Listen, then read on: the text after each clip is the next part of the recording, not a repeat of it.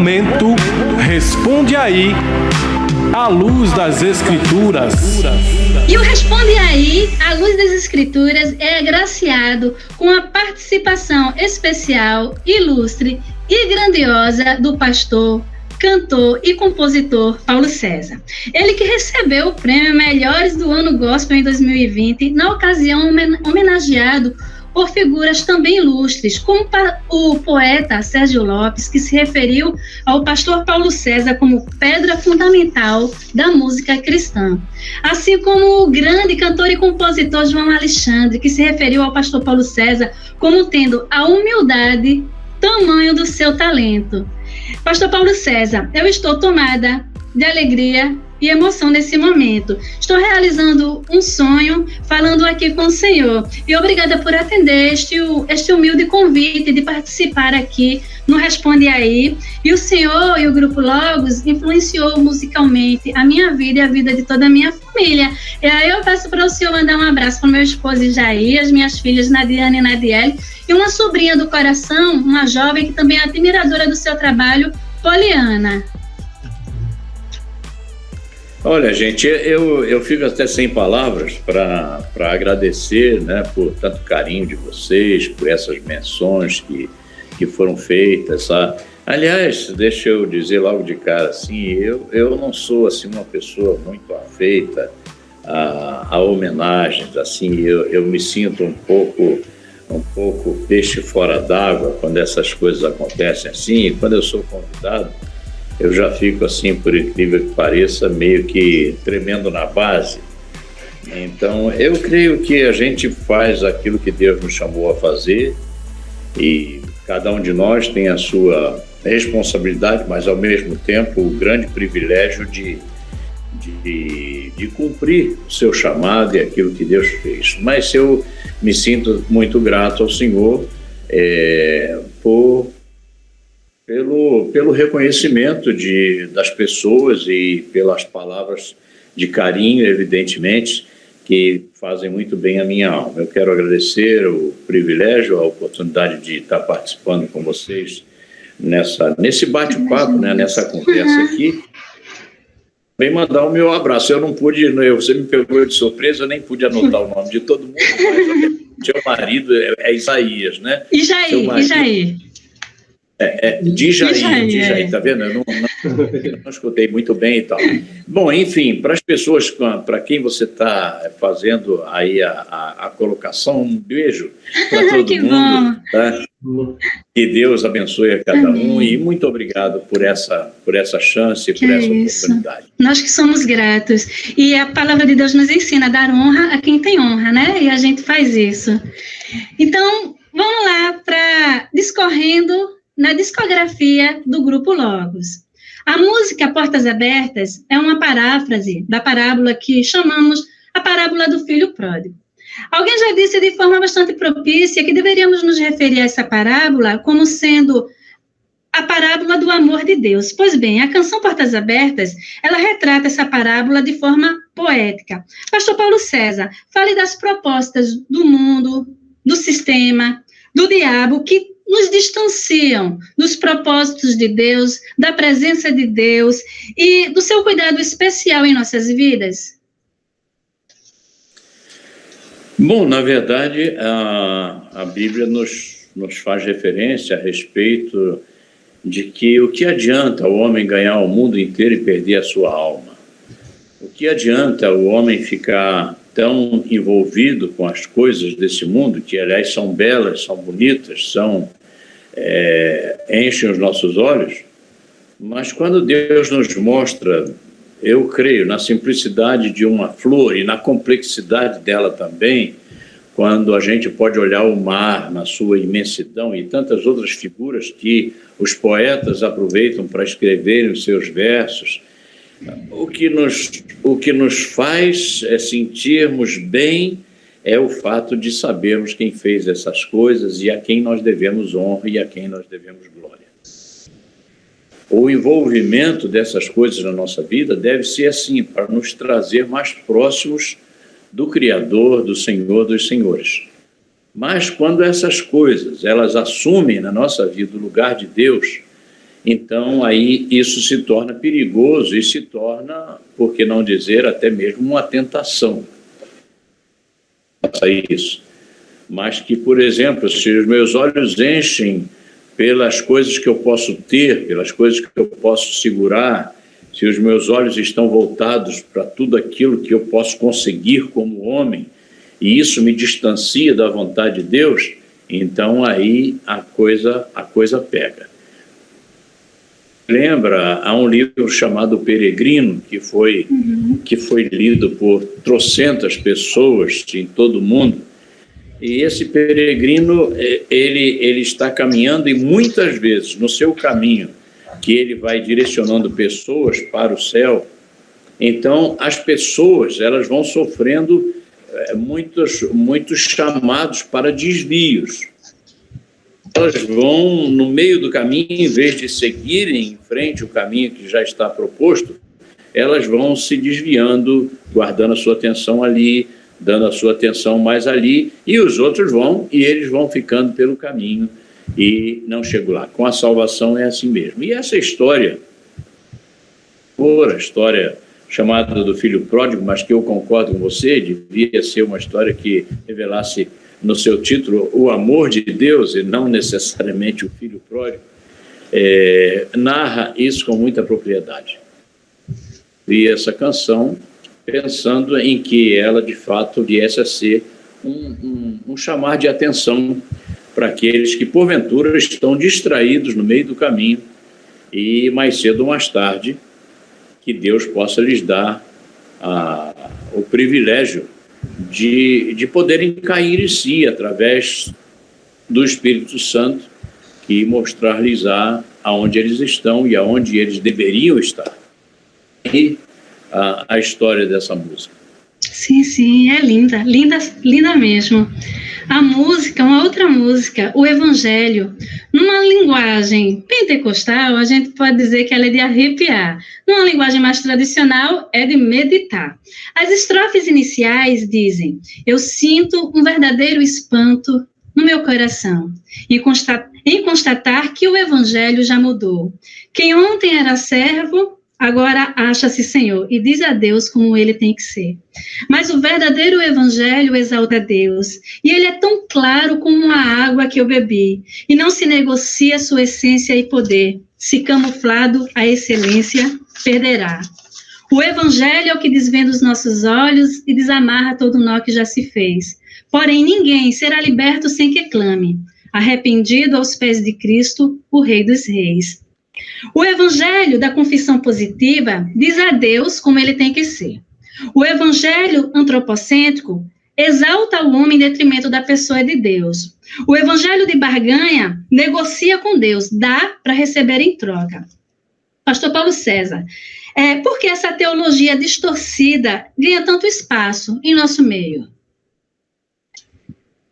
Olha, eu creio que toda distorção que acontece na vida de uma pessoa, ela é proveniente da falta de conhecimento do próprio Evangelho. Porque o Evangelho é que é o poder de Deus para a salvação de todo aquele que crê.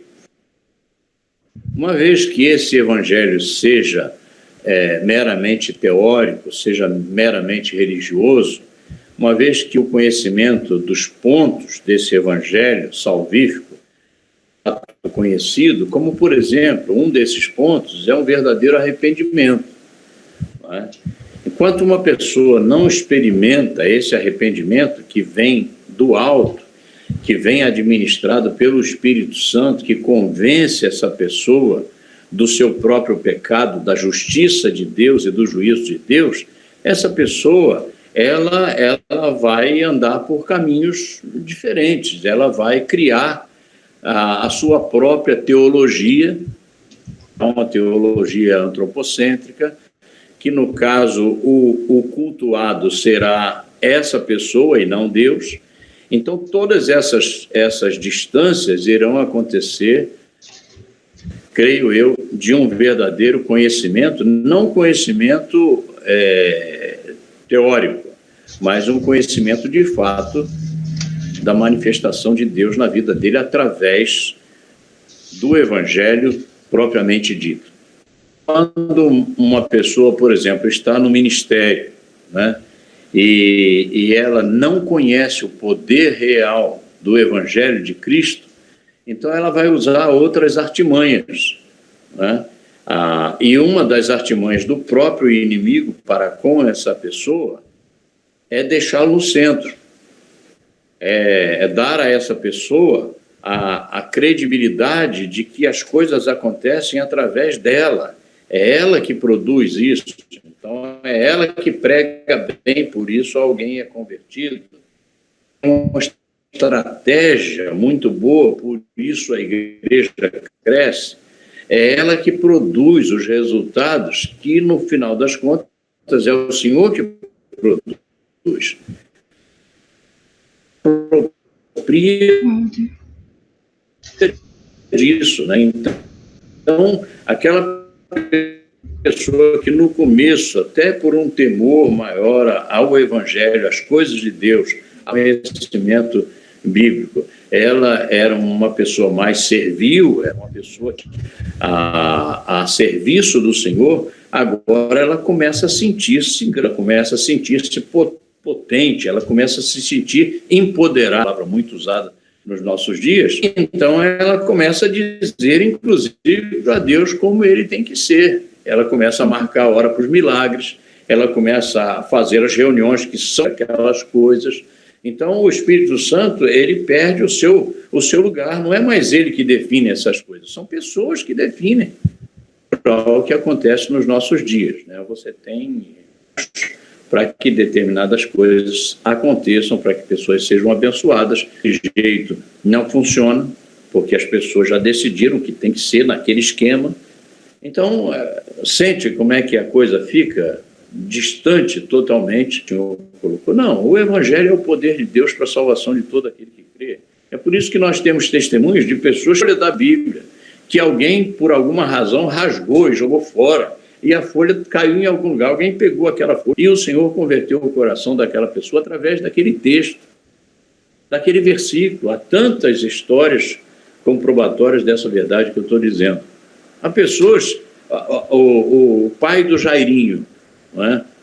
Aqui verídica, o pai do Jairinho, do Grupo Elo, Dr. Jairo Gonçalves. Dr. Jairo Gonçalves foi convertido pelo Senhor quando passava na Praça da Sé, em São Paulo, e havia um homem negro,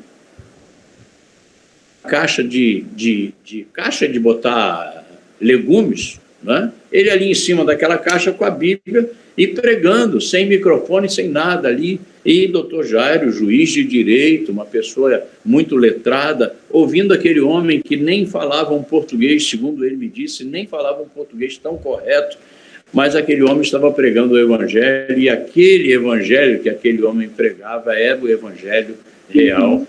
E o Dr. Jairo foi alcançado para Cristo através desse milagre, vamos dizer assim, que é um milagre. É assim que ele faz. Então é por isso que ao escrever essa música, e ao gravar essa música, eu posso sentir de fato o impacto que ela tem na vida de muitas pessoas, porque ela diz dessa verdade que precisa ser absoluta. Eu tenho andado por muitos lugares pregando esse evangelho, esse tipo de evangelho, falando da essência do evangelho, pontos do evangelho que são inegociáveis. E uma pessoa que não conhece esses pontos, que não são administradas no seu coração por esses pontos, elas podem conhecer a Deus e ouvir falar. Nunca será transformada de fato no nascimento. A ideia dessa música é essa. E assim, ela é linda, e o Evangelho é o que tem poder realmente de salvar e de alcançar o homem. Não é o emissário dessa mensagem, mas é o próprio Evangelho, né? Como diz bem na música, e como diz na música, o Evangelho é o que desvenda os nossos olhos, né? Ele nos faz realmente ver a verdade das coisas. E é poderoso, sim, para transformar. E que coisa linda esse testemunho que o Senhor nos passou. E nas canções, Quem Vencer, do álbum Portas Abertas, Parece um Sonho, do álbum Uma Nova Canção, Autor da Minha Fé, que dá nome ao próprio álbum, e a canção Que Mais Quero, do álbum Novo Chão.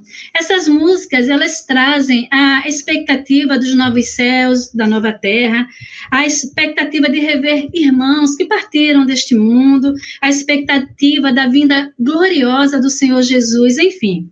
Essas músicas, elas trazem a mensagem que, apesar das condições adversas, de sonhos não realizados, ainda que a caminhada seja sobre escombros, há o consolo de um dia morar com o Criador. Pastor Paulo César, nós temos esquecido essa perspectiva transcendente em prol de uma perspectiva limitada, terrena. Tem-se apagado a chama, o fulgor, o anseio da eternidade na igreja contemporânea? Olha, eu creio que sim. Eu acho que muitas vezes, por causa da pandemia e por causa de algumas coisas que acontecem assim, que são, de certa forma, estrambólicas, que chamam a atenção das pessoas, as pessoas começam a pensar, em certo momento, a respeito das coisas futuras, né? A respeito da escatologia, a respeito daquilo que a gente não consegue ver ainda, mas que as Escrituras falam sobre. Começa a pensar no fim do mundo, todo mundo começa a pensar na volta de Jesus, e quando será, quando é que isso vai acontecer e tal. Essa música Quem Vencer, por exemplo, que o Roberto Mouzinho e o Ziel Machado escreveram, essa música ela fala sobre o contexto de ser herdeiro, né? Então, eu acho muito interessante, porque a Bíblia nos fala sobre isso, quando a gente lê em Romanos, capítulo 8, por exemplo, verso 17, diz assim: o próprio Espírito, aliás, e se somos filhos, eu vou pular aqui para andar mais adiante, e se somos filhos, somos também herdeiros de Deus e co-herdeiros com Cristo, se com Ele sofremos, para que também com Ele sejamos glorificados. Essa questão da herança de filhos, essa questão da herança eterna, é uma coisa que já está para nós, pelo próprio Senhor, e que nós guardamos no coração. Há um dia que nós vamos herdar, por exemplo, como diz na música, uma nova terra, porque a Bíblia nos diz que um dia os elementos abrasados se desfarão, nós teremos novos céus e nova terra. Por isso que a música também faz menção a que nós herdaremos um novo céu. E também nós herdaremos todas as coisas, porque todas as coisas passarão por esse processo de restauração, de purificação. Então, o Senhor nos conclama a esse reino vindouro, a esse reino onde Ele será o Deus de todos, e todos serão. Não é verdade? Então, todos seremos herdeiros com Ele nesse ponto. Então, é claro que uma música tem dificuldade de mostrar todas as coisas, mas Quem Vencer é uma dessas que nos faz pensar muito a respeito dessa questão de ser herdeiro. Já o Roberto Moraes, baixista do grupo Elo, o Roberto escreveu essa Parece um Sonho. Eu gosto também muito dessa música, aliás, de qual delas eu não gosto, né? Porque é mencionado nessa música, tanto nessa música quanto na música que eu escrevi, Autor da Minha Fé, tem uma puxada para a questão do arrebatamento, né? Há ideias de tempo de arrebatamento, alguns creem que o arrebatamento será antes da tribulação, eu creio assim, outros preferem crer que será no meio da tribulação, outros preferem crer que será depois da tribulação. Bom, enfim, quando o Beto diz, de repente vou subindo sem saber, porque é uma surpresa, não é? O arrebatamento será para a gente uma surpresa, ninguém sabe quando o Senhor voltará. O Senhor voltará e, quando voltar, falará em duas etapas. Eu creio que ele virá primeiro entre nuvens, no arrebatamento, creio isso ser antes da tribulação, Então, diz ali no texto bíblico, especialmente de Tessalonicenses capítulo 4, versos 13 a 17, nos faz lembrar essa profecia de que os mortos em Cristo ressuscitarão primeiro, e depois nós, no caso, se referindo aos vivos que estiverem naquele momento, subirão para esse encontro entre nuvens. E essa música, quando ele diz, de repente vou subindo, porque tanto faz se ele já for um morto, pois, né, na sepultura será ressurreto, como se estiver vivo naquele momento, será um ajuntamento. E é impressionante porque quando o autor da Minha Fé fala a respeito de que não haverá nem norte nem sul, nos dá a ideia de que agora nós estamos sendo levados para o céu, não é? A visão da terra,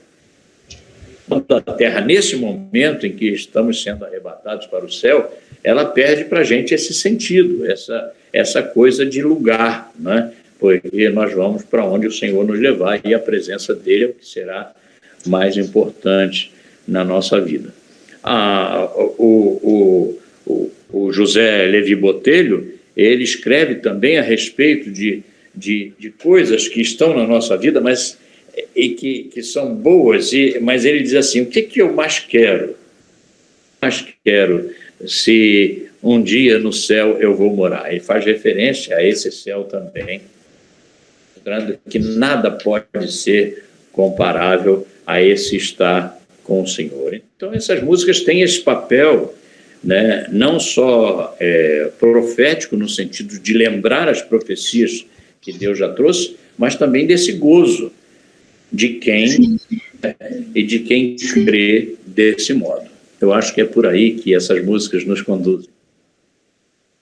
Devemos resgatar, então, a cada dia essas promessas, né, essa expectativa dos novos céus, nova terra, da volta gloriosa do Senhor Jesus, de rever nossos irmãos que já partiram, né? E a música, frente a frente, nos apresenta a realidade do Deus onisciente, onividente, o Deus que acompanha, escuta, olha e tudo vê. Também diz que nossos passos, gestos e atitudes são medidos. A canção também nos apresenta que o problema é que esquecemos que um dia estaremos frente a frente com o Pai. Pastor Paulo César, fale dessa integridade que o cristão ele deve se esforçar para viver, cientes de que tudo está patente diante de Deus. Eu volto ao início de tudo. Eu sou uma pessoa que creio absolutamente na soberania de Deus. Eu creio que Deus é soberano em todas as partes. Não há nada que eu possa negar a soberania de Deus em ponto algum, ou que eu possa interferir nessa soberania de Deus. Então, essa soberania, ela é uma soberania que me escolhe. Me escolhe pelo poder, pela graça e pela misericórdia de Deus. Eu não tenho como discutir isso. Eu estava morto em meus delitos e pecados, ele me deu vida, e então eu não tenho o que discutir. Ao Senhor, por sua graça e misericórdia, me dar vida quando morto eu estava em meus delitos e pecados, como o apóstolo Paulo nos ensina em Efésios, no capítulo 2. Então, eu sou imensamente grato porque vejo a soberania de Deus agindo na minha vida sem que eu tivesse que fazer alguma coisa. Eu era inerte, eu não podia fazer. Mas eu vejo também que há todo um contexto de vida para o qual o Senhor me chamou. Por exemplo, aqui na obra missionária, muitas vezes eu sou colocado em situações um tanto ou quanto difíceis. Alguém uma vez disse para mim, pastor Paulo César, às vezes eu vejo o senhor cantando e viajando e tudo mais, e eu tenho a tendência de pensar que talvez esse ministério seja um ministério fácil, mas eu sei que não é. E ele tinha razão, é claro que não é. Eu já fui colocado em situações muito difíceis por causa desse evangelho. Irmãos e amigos meus já foram zombados por causa do evangelho. Se você vê nas escrituras ou na história da igreja, alguns foram cerrados pelo meio, outros mortos ao fio de espada, outros conforme a Galeria da Fé nos mostra, foram jogados a covas de leões, queimados vivos. Há testemunhos incríveis dessas pessoas que o Senhor separou para servir. O próprio apóstolo Paulo, o Senhor disse: agora eu quero mostrar para você o que significa essa vida comigo, não é? Então, eu acredito que essas coisas, elas não são necessariamente forjadas por nossas próprias mãos. Elas não são feitas pelo meu mérito. Por quê? Porque a própria santificação também é um papel da soberania do Senhor. Escolheu salvificamente, Ele me escolhe ministerialmente, é Ele que me ensina, é através da palavra dEle que eu tenho conhecimento da sua vontade, é a alegria do Senhor que é a minha força. Então tudo vem dEle, tudo provém dEle, tudo é para Ele, todas as coisas que foram feitas é para a sua glória. Então eu creio que uma pessoa, uma vez salva pelo Senhor, uma vez redimida, uma vez que é nova criatura, haverá de acontecer um processo nessa vida que a conduzirá à santificação, porque, aliás, sem santificação, ninguém verá a Deus. Então, eu creio que esse processo de ter a vida no altar, de buscar ao Senhor, também é fruto da soberania de Deus em trabalhar na minha vida e em me conduzir nesse propósito. Aí você diz: mas escuta, e a minha vontade? Aonde é que entra nisso? Ora, a minha vontade é fazer a vontade do meu Senhor. O próprio Senhor Jesus, no papel de filho, e embora Deus seja triuno, e Ele era o próprio Deus, quem vê a mim, vê ao Pai que está no céu, Ele dizia, na verdade, mas Ele, em dado momento, Ele diz: a minha vontade é fazer a vontade do Pai que está no céu. Então, quando uma pessoa é comprada, ela não pode viver de outra forma, compreende? Mas quando a pessoa não experimentou isso ainda, o fato de uma pessoa que entra na igreja hoje e amanhã se diz desviada. Ela entra amanhã, ela está fora da igreja. Quando alguém pergunta: o que aconteceu contigo? Ore por mim porque eu estou desviado. É complicado para entender uma coisa assim. É mais fácil pensar que aquele que está fora porque nunca entrou, não é porque saiu. Porque é impossível que alguém que seja salvo pelo Senhor uma vez, o nome dele no livro da vida, que o Senhor o presenteou e o selou com o Espírito Santo, que o Senhor o tornou filho. É impossível que depois de Deus ter feito isso na vida de uma pessoa, ela possa voltar. Mas, se Deus o fizer, se for a pessoa que vai fazer isso, se for uma pessoa que diz: eu me converti, bom, você se converteu, pode se desconverter também amanhã. Não é? Mas quando Deus faz, então não há como desfazer. É isso, né? Então, essa questão é muito interessante, porque as pessoas às vezes se esquecem. Eu estava em outro país fazendo um curso, conversando com alguém nativo ali.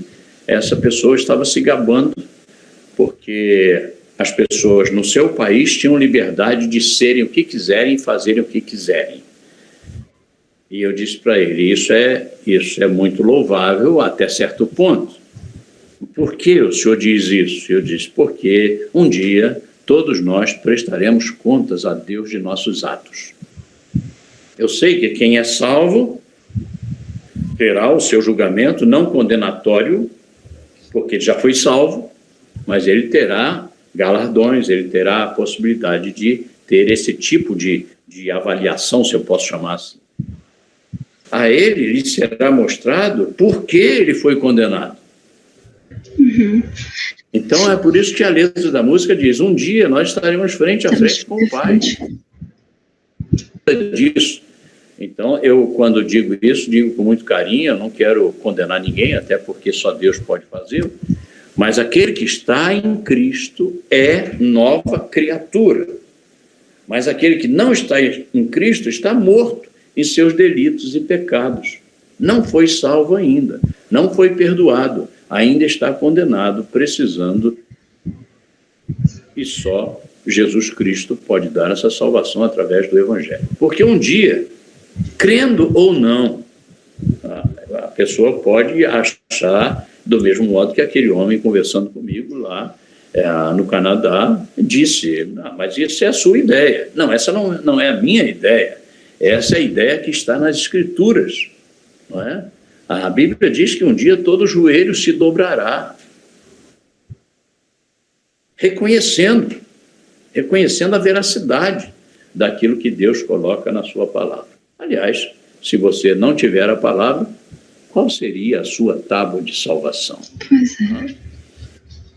Cremos num Deus onisciente, onividente, né, que tudo sabe, tudo vê, e diante dele todas as coisas são patentes. Tudo é revelado, nós estamos totalmente desnudados diante dele. O olhar dele penetra no mais íntimo do nosso ser. Não existem máscaras nem maquiagens, né, que camuflem a nossa identidade diante dele, né, pastor? Com certeza, com certeza. Tudo está patente aos seus olhos. Sim, sim, sim. Não for assim, ele não seria Deus, não é? Tudo está aberto aos seus olhos. E a nossa vida também, sem dúvida alguma, em detalhes. Detalhes. É por isso que ninguém pode se esconder de Deus, não é? Sim. E a canção Distantes Próximos traz a parábola do samaritano, aquele que ao perceber alguém caído, chegando próximo, logo o ajudou, tratou os machucados, deu carona e uns trocados, e ainda com amor o hospedou. Na minha experiência cristã, eu costumo dizer que, por via de regra, o Senhor coloca samaritanos no meu caminho para estender as mãos para mim. Pois bem, ser sacerdote e levita, que não vive uma vida de serviço a Deus, demonstrando esse serviço ao próximo, é uma vida desprovida de sentido. Às vezes, muita ortodoxia, pouca ou até mesmo nenhuma ortopraxia. Fale desses dois aspectos, do ensino correto e da prática, da praticidade, que devem andar juntos na vida do cristão.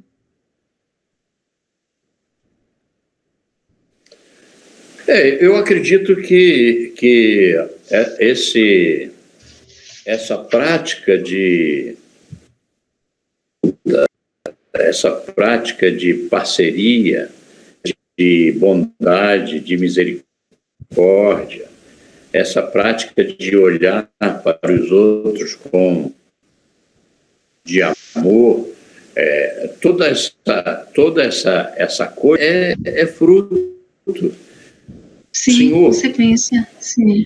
E note, você vai me dizer assim, mas tem muitas pessoas que são agradáveis, tem muitas pessoas que têm um coração enorme e elas não são evangélicas, elas não são crentes em Cristo, elas não temem a Deus necessariamente, como vocês dizem temer. Alguém pode colocar assim, bom, é preciso perceber que toda boa dádiva e todo dom perfeito provém do Pai das luzes, né? Então, nenhuma pessoa pode dar alguma coisa se Deus não lhe conceder antes, mesmo que não reconheça.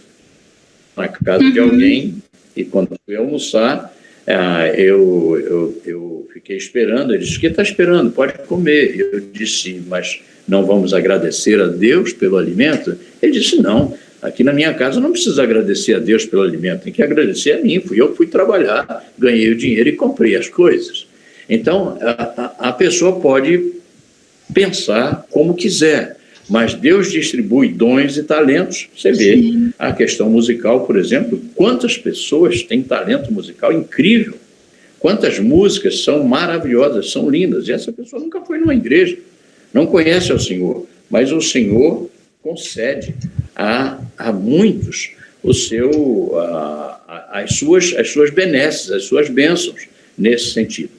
Agora, eu creio que, evidentemente, quando eu me referia a essa passagem das Escrituras Sagradas, falando a respeito do samaritano, do bom samaritano, é claro que há a contemplação, como você está dizendo, daquele bom samaritano, ou seja, daquele que, no final das contas, se envolve, que ajuda e tal, e nós podemos ver também esse texto dessa forma. E é claro que sempre uma lição será boa quando nos ajuda a sermos bênçãos na vida de outras pessoas. Pessoas vai passar e vai embora, e, como você sabe, poucos serão aqueles que se importarão e voltarão. Mas o cerne desse texto, dessa passagem, não é exatamente esse. Esse aí é um dos pontos que podem ser vistos assim de forma brilhante. Mas o cerne é que o bom samaritano é Cristo. O bom samaritano é o Senhor.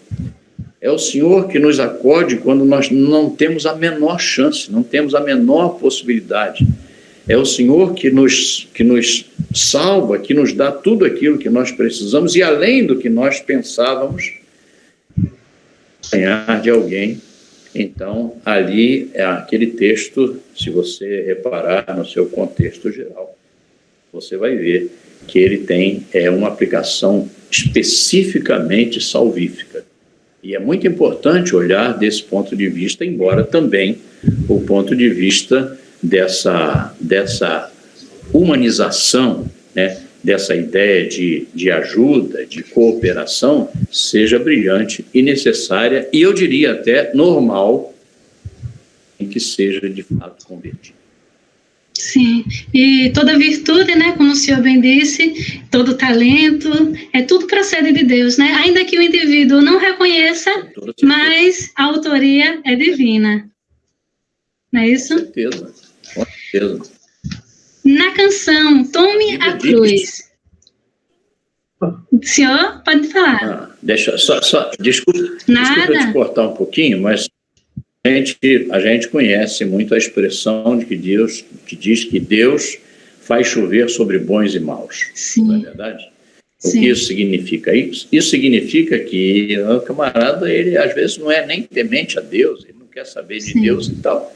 E ele tem um carro muito bom e chove na plantação dele como chove na plantação daquele que se dá totalmente e vive uma vida de temor ao Senhor. Então, essas dádivas, essas coisas são provenientes de Deus. Cabe ao homem reconhecê-las assim ou não. Sim. Né? Então, é o Deus que derrama sua graça sobre todos, né, pastor? Exatamente. É o Deus que derrama sua graça sobre todos. Nesse sentido, sim. Sim. Na canção Tome a Cruz, fica claro que a condição de ir após Cristo é tomar a cruz. E a música também esclarece um equívoco bastante comum, né? Que é a compreensão equivocada de que a cruz a qual Cristo se refere é um sofrimento, um peso, um fardo, uma dificuldade, uma enfermidade, uma pessoa que incomoda. Pois bem, pastor Paulo César, fala então do correto significado de tomar a cruz. Então, antes de falar sobre tomar a cruz, deixa-me pensar uma coisa. Eu tenho pregado uma mensagem que fala a respeito do conteúdo do Evangelho, né, da essência do Evangelho, e uma das coisas muito interessantes é que quando o Senhor Jesus fala a respeito do cálice que ele precisaria tomar antes da sua crucificação, então ele conversa isso com os discípulos, e quando ele diz que ele iria tomar o cálice e quem estaria pronto para tomar aquele cálice, os discípulos se manifestaram claramente dizendo que não, nós podemos tomar esse cálice. Ele disse, não, esse cálice vocês não podem tomar. Eles precisariam compreender que cálice era esse. Há também a questão da cruz, que foi a cruz de Cristo. Então você tem o cálice que Cristo tomou e a cruz que Cristo levou. Quando eu penso na minha cruz, cada um tome dia a dia a sua própria cruz. Quando eu penso na minha cruz, eu não penso que essa cruz seja vulgarmente, como muitas pessoas pensam, as suas dificuldades, como você já mencionou, e a música deixa claro isso. Sim. Não, a minha cruz é um paralelo à cruz de Cristo, no sentido de propósito, no sentido de propósito de vida, no sentido de propósito de vinda. Então, quando Jesus veio a esse mundo, ele veio com propósito salvífico, ele deixou a sua glória, se fez homem, habitou entre nós, mas ele veio para se dar, ele veio para ser crucificado, isso já estava certo. Exato. Era a sua missão. Quando o Senhor faz referência à minha cruz, que eu devo tomar a minha cruz, em outras palavras, o Senhor está dizendo, Paulo César, você lembra qual seja a sua cruz? Você lembra qual é o seu chamado? Você lembra qual é a sua missão? Você lembra qual é o propósito da sua vida? Então, tome esse propósito, tome essa cruz, nunca se esqueça disso, cabalmente. É impressionante pensar assim, não é? Mas essa é a realidade. Os discípulos não podiam beber o cálice, não aquele, o de Jesus, porque o cálice de Jesus era de Deus, contra o pecado. Então, ele teve que tomar o cálice da ira de Deus, ele sendo santo, filho de Deus, sendo o próprio Deus, ele tomou o cálice de toda a perversão humana, de todo o pecado. Então, os discípulos não poderiam tomar esse cálice. Os discípulos não poderiam levar alguém tentou ajudar Jesus a levar aquele madeiro. Mas quando sobre a cruz que doeu em Jesus, não de ele foi pregado, mais pesada no âmago da vida do Senhor, foi o fato de ser crucificado como pecador para a santidade de Deus. Ele nunca cometeu pecado algum. Então você imagina alguém com uma roupa absolutamente branca, reluzente, e de repente alguém chega com uma mão suja de graxa e passa nessa roupa, e essa pessoa se sente toda suja por causa daquele pecado que foi, daquela mancha que foi colocada ali. Então, eu acho que esse tomar a cruz a que o Senhor nos convida, é a olhar para a nossa responsabilidade. Você é um pastor, Paulo, aqui você foi chamado, você está tratando bem daquilo que eu coloquei nas suas mãos para fazer? Não. Então, é esse o questionamento, né? Então, Paulo César, toma dia a dia a sua cruz e siga-me. Fica olhando para mim no meu propósito, do jeito que eu fiz, faça assim também. Eu creio que essa é a mensagem. Sabe, deixa eu dizer uma curiosidade aqui, que é muito interessante, e eu não estou me vangloriando disso, porque, evidentemente, é o Senhor que traz todos esses pensamentos à nossa cabeça através da sua palavra, que é viva e eficaz. Mas eu fico pensando, muitas vezes, eu gastaria quase um caderno para escrever os pensamentos de uma música. Porque quando pensei sobre ela, eu pensei o caderno todo para escrever só aquela página. Entende? É por aí. E enquanto o senhor falava, eu me lembrava de uma passagem, né, que o apóstolo Paulo falou. Foi ao jovem pastor Timóteo, que foi nos concedida a graça não só de crer, mas também de padecer por Cristo, né? Então, o levar a cruz muitas vezes implica... Cruz. Sim.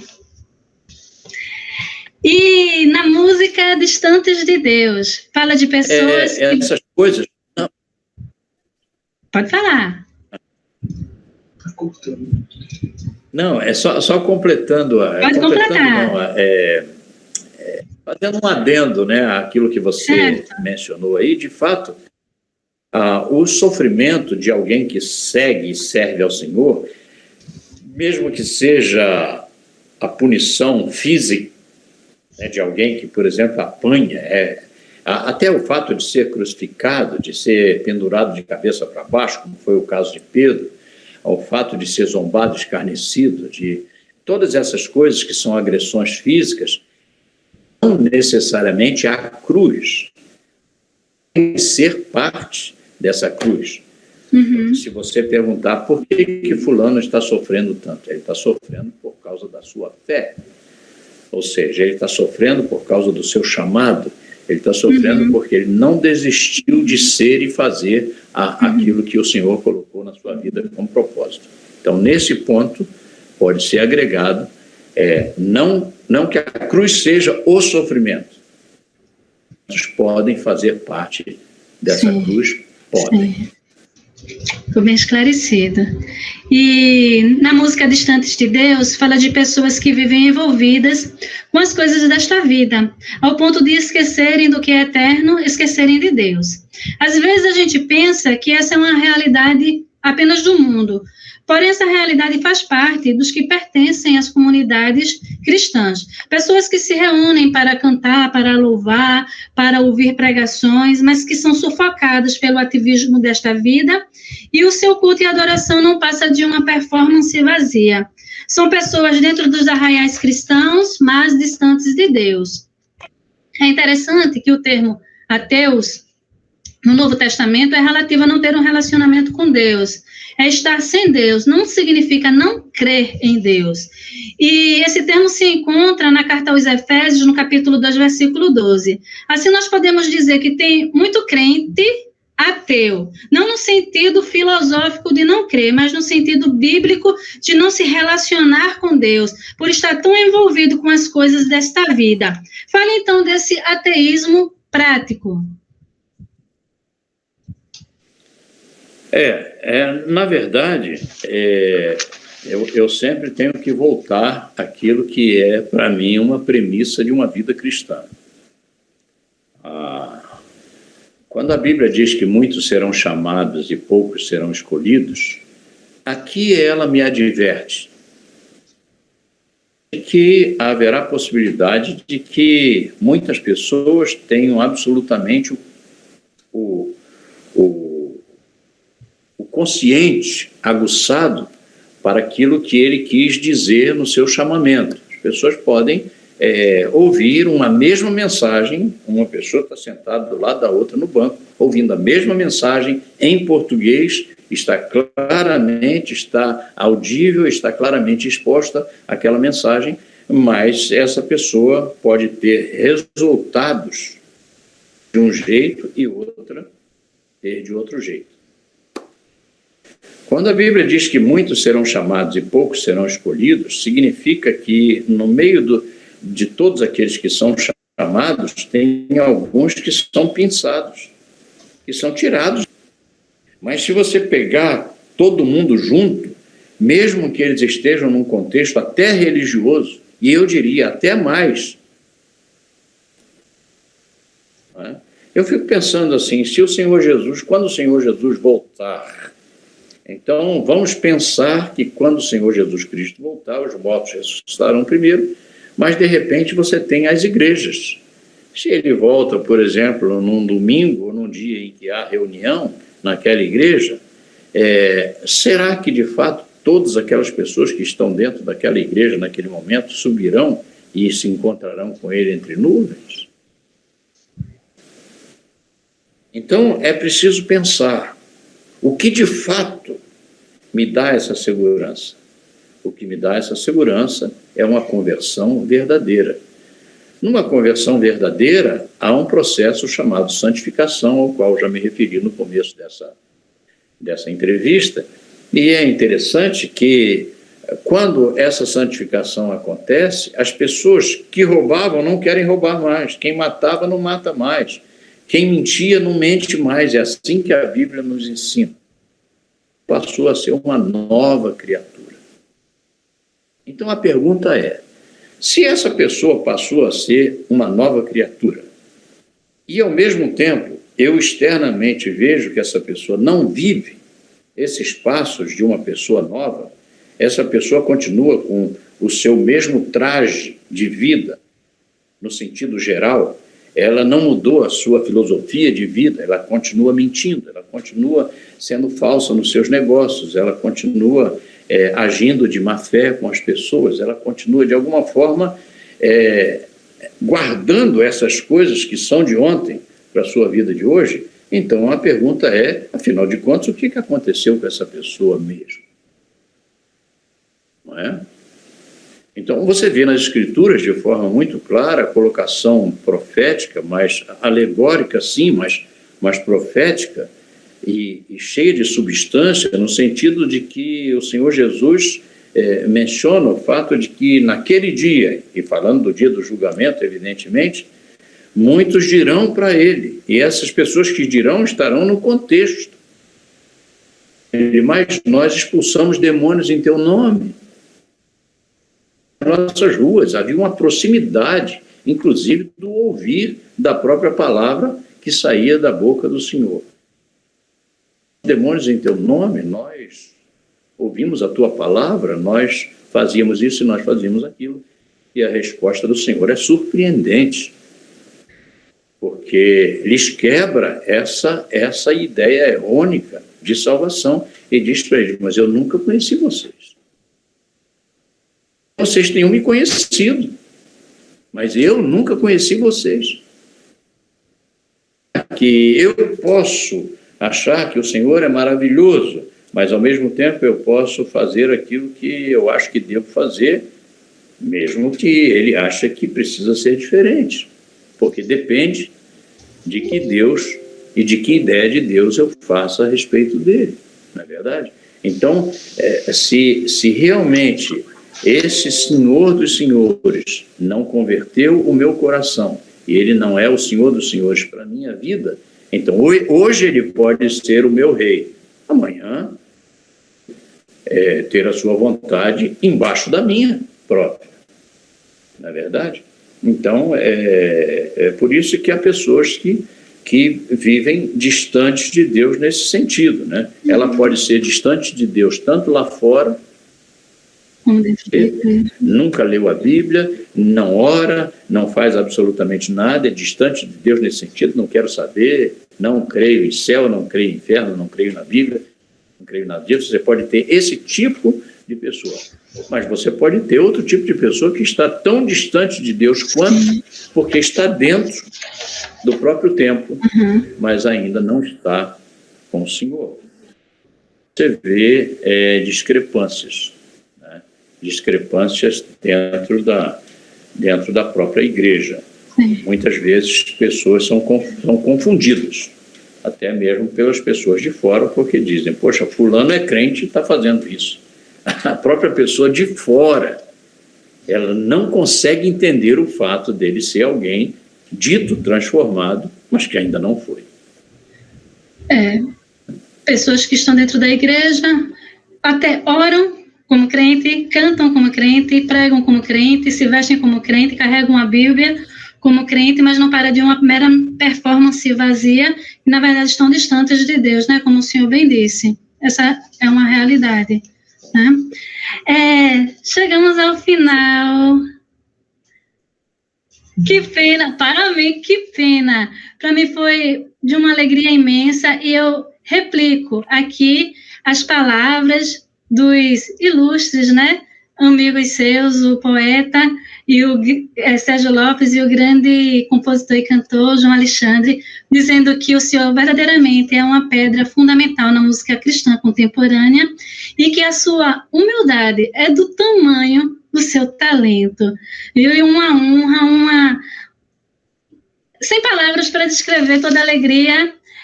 Meu coração aqui está saltitando. Muito obrigada, pastor Paulo César, pela aceitação, e aí o senhor tem as considerações finais com os nossos ouvintes e internautas também, né? É difícil falar sobre isso, porque a Bíblia nos assegura, e eu concordo plenamente com isso, é lógico, que o Senhor escolheu as coisas loucas do mundo para envergonhar as sábias. Não que o propósito fosse envergonhar, mas que o Senhor usa as pessoas comuns, né? E eu me sinto uma pessoa comum e não poderia me sentir diferente, porque é quem eu sou de verdade, né? Nós somos pessoas comuns, mesmo se achem, no sentido dessa expressão, Nós somos comuns, nós não temos nada além do que aquilo que nos é dado. Então, eu só posso agradecer a Deus de todo o coração. Agradeço aos meus colegas por essas palavras carinhosas, né? E reconheço na vida deles também a boa mão do Senhor que os tem conduzido, né, durante esse tempo. Ser músico ou ser artista diante do Evangelho não é uma coisa muito fácil, né? Porque a confusão do que o que é arte, a arte, em dado momento, pode dar uma ideia de essa palavra não é a melhor, mas eu não lembrei de outra agora, mas pode dar uma ideia folclórica do que seja, de fato, uma pessoa real, né?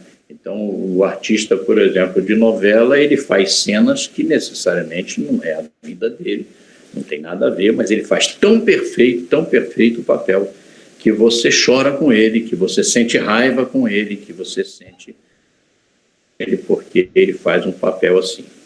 É possível, e na vida cristã tenho esse papel artístico nesse molde. Porque Deus sabe quem nós somos e, de fato, somos coisas loucas nesse mundo. Eu quero agradecer de todo o meu coração a vocês. Nós agradecemos.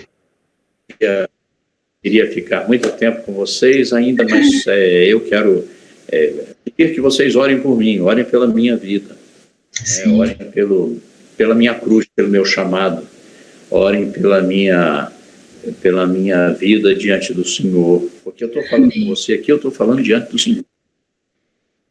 Ele sabe exatamente quem eu sou. É como se ele tivesse um monte de câmeras focado em mim. Sim, e dissesse, eu estou vendo o que você está falando. Todas as coisas estão patentes.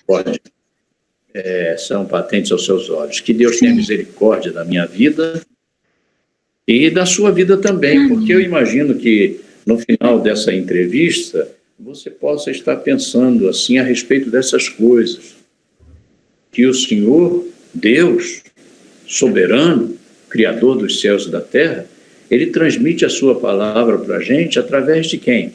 Através de pessoas, através de homens que falam a mesma língua, não é? Então eu gostaria tanto que essas palavras que nós trocamos aqui sejam abençoadoras ao seu coração, que façam-no refletir, pensar a esse respeito, não é? E quem sabe o Senhor tenha para o seu coração, mesmo que eu não falei nada de novo.